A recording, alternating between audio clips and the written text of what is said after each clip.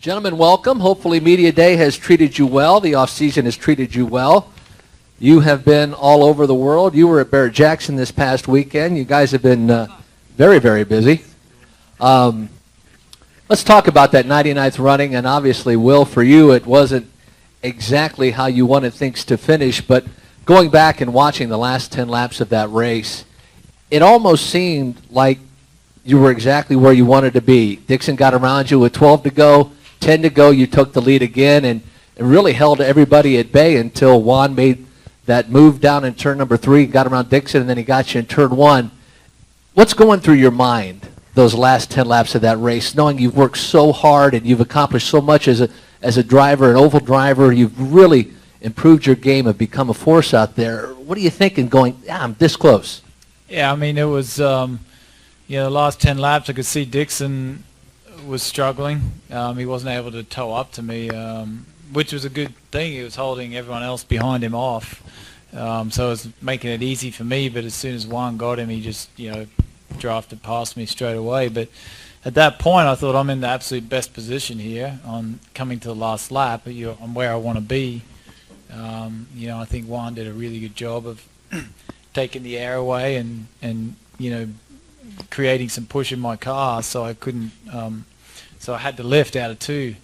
And at that point, I'm like, yeah, it's over. I'm not going to tow him here. And then I thought, if I can go through 3 flat, I might just have a shot over the line, but then I had to lift again because I really heated the front tires. But it was a great battle. I mean, it's unfortunate. It was a good finish for Penske, 1-2. It was my best finish here, and would love to have won, but that's just experience for next time. At what point did you mentally know, I can't win this? I mean, was it coming to the Art of Bricks? Did you still have hope to that very last moment? Oh, as soon as I lifted in 3. But even out of 2, I was like, and even, down the back straight, I adjusted everything I could in the car, but just had too much push. I could, as soon as out of 2, it was like, there's still some hope going into 3. Once I lifted there, it's obvious, I'm done. Yeah. Juan, an amazing run for you. Looking back, I think it was in turn 2, 5 laps to go. You had a big moment where you were really struggling with the car. You were following Dixon. Thought, wow, he's going to have problems trying to get not only around Dixon, but try to get around his teammate, Will Power. But then you regrouped, and it was that move you did in 3 with 3 laps to go, and it just kind of rocketed you not only around Dixon, but then you got Will in turn number 1. Yeah, I think it was good. I mean, the moment is just got a little too low. We all struggle with understeer traffic. We all figure out, trying to find ways to try to get away from that understeer and find some clean air. And I just shoot a little too low, and I clipped the grass and scared the hell out of me. But I was lucky enough to catch it, but the car had plenty of speed. Our cars, I think both of Verizon's car were so fast that day that it was good. We, as Will said, coming through the last lap, I saw Will the closest going into turn 1. I'm going, ooh, I might be in trouble. And when I saw him really close going into 2, I just saw where he put the nose, and it just, shaded him completely, and then that was good enough. When he pushed off and I looked at the gap, I said, it's not going to get there. Obviously, it's a long day. You had the contact under caution on the very first lap. I think you ended up restarting 30th. I think it was the lowest. 32nd. 32nd. Yeah, the 33rd I couldn't because there were not 33 cars running. Because if Connor Daly wasn't able to get started. When you have a situation like that, do you have to remind yourself we have 500 miles? I think NASCAR really taught me that, to be honest with you, that the 500-mile races are very long races, and you got to be patient. I said, just take your time, and it's hard because you start and you struggle to pass a guy in 31st place. You know what I mean? It's like you understeer and the car feels terrible, and you're going, oh, it's going to be a really long day, and just take your time, and you know what I mean? It's like one, then the other, then the other. You know what I mean? And it's kind of, and when I realized, I said, okay, we're running P8, and it was lap 90 something. I'm like, oh, or whatever it was, or 100 or something. I'm like, oh, I'm not too bad. But it's hard because each passing takes a long time. You know what I mean? And once you get and everybody fights for the position so hard that it's like once you pass them, then you got to go to the next guy and go through the same thing and go through the same thing. It's pretty tough. Makes for a long day, I can't imagine. Restarting 32nd. I've been talking all day, so they'll let me ask the questions, I guess. If it was 2000 and you had that same situation, was it the maturation, was the experiences you had, the patience that you taught yourself? When you won here in 2000, you just dominated. Yeah, even being fast, just too impatient, making crazy moves when you don't need to. There's no need, you know what I mean? Anything past before the 10 laps, there's no need to risk the car. I mean, you gotta be. It's hard because some people, I mean, that you get next to them and you're gonna pass them and they just still turn like you're not there, and you go like, I know you've seen me, I know they told you, so why are you being such a moron, you know? When did that light click for both of you guys? I know patience is the virtue when you get out there, especially on these long races, that you realize, hey, I've got to settle myself down because we still have a long way to go. Because like you said, you battle so hard. You've got somebody running 22nd and they're racing you like it's for the win, that you have to take that step back and say, hey, take it one at a time, but not allow the emotions to get the best of you. Yeah, I think that's the harder thing, and that just comes with years of experience. When you're young, you're too greedy, and you put the car in there, and you don't care. I'm inside, you better get out of the way, and you know, you rather crash. And now, you know, sometimes you still do the same, but you think about it a little more. What about you, Will? Yeah, I mean, it does. It comes down to experience to understand, you know, if the move's 50-50, you shouldn't be doing it. You know, it's, yeah, and you learn, and you learn about the people you race against too, you know, who you can trust and who you can't, and, you know, that's, yeah, as you get older, that's, I think, the key to winning a championship is that, patience.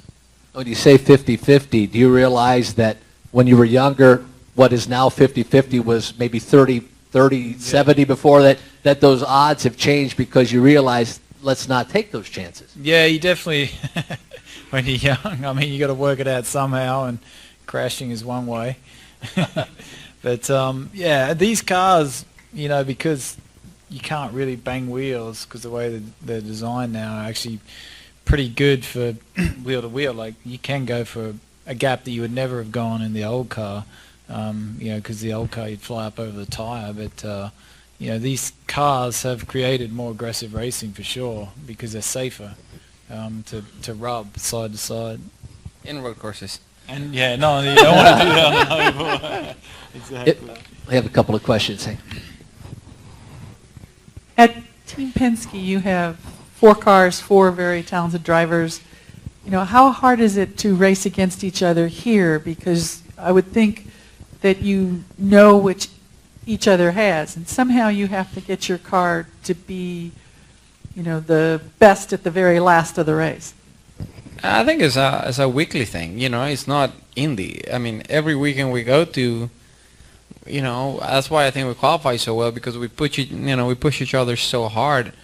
We can see where everybody else, where they're quicker than you, where you're quicker than them, where you need to improve, where you're okay, and you keep getting yourself better and seeing, you know, we got a lot of really good information from the, you know, having the 4 cars. But, you know, I think we respect each other a lot. I think we're very good friends. We work really well together, and I think that's the key. I think if our relationship wasn't good enough, we probably wouldn't be here. Yeah, I mean, I agree. We just, it's just been great, actually, how much I've learned since the team's been a 4-car team, 3-car, then 4 cars. You got so much information available from really good drivers that you just continually adding to your own, you know, own strengths. So, yeah, it's a very strong combination. Gentlemen, as we embark on the 100th running of the Indianapolis 500, obviously to win the Indianapolis 500, Juan, you've won it twice. This one seems extra special, and Marco Andretti had said, you know, always people will remember Ray Haroon winning the first. To win the 100th, obviously just to win this race is a feat in and of itself, but talk about the importance of the 100th running, if this would mean any more to either of you to win this one. Yeah, I think it's, as a team, it means a lot because it's Roger's 50th of running of the team. And yeah, it's obviously going to be a lot more media attention and attention around this race. But at the end of the day, you put your head down and, you know, get the car and everything in a position to win it. It would be just obviously phenomenal to win the 100th running, it would be. But I don't think you want to focus on the fact that it's the 100th. You just want to focus on the race itself. Juan, same. Yeah, I mean, I think if you're going to work harder this year because of the 100, it means you haven't been doing your job. That's a great point. When you gentlemen strap in the car, do you have to look at it from the outside in your role? Do you have to block out of your mind that this is the Indianapolis 500? Do you still get the chills that I am running the greatest race in the world? Yeah, I mean, I think it's the month-long thing. It's a big build-up, and that creates some nerves before the race. But once you're in the car, it's not really like I didn't even. You don't think about it. I didn't even No, know I think it wasn't the introduction and everything with the race is pretty cool. The picture and the cars on the grid is really nice, and the amount of people makes it really special. But once you get in the car, I mean, Yeah. the parade laps, you don't want to do. You're more worried about doing something really stupid. Like, Yeah. you are. You are. I mean, personally, I am. For me, that's number one thing. Don't be the first idiot to crash. Well, gentlemen, we will allow the members of the media to do one-on-ones. Best of luck in the 100th running of the Indianapolis Thank you. 500 presented by Thank Penn you. Grade Motor Oil. Will, hopefully one better this year. Juan, hopefully 3 for you. We thank you, gentlemen, for your time.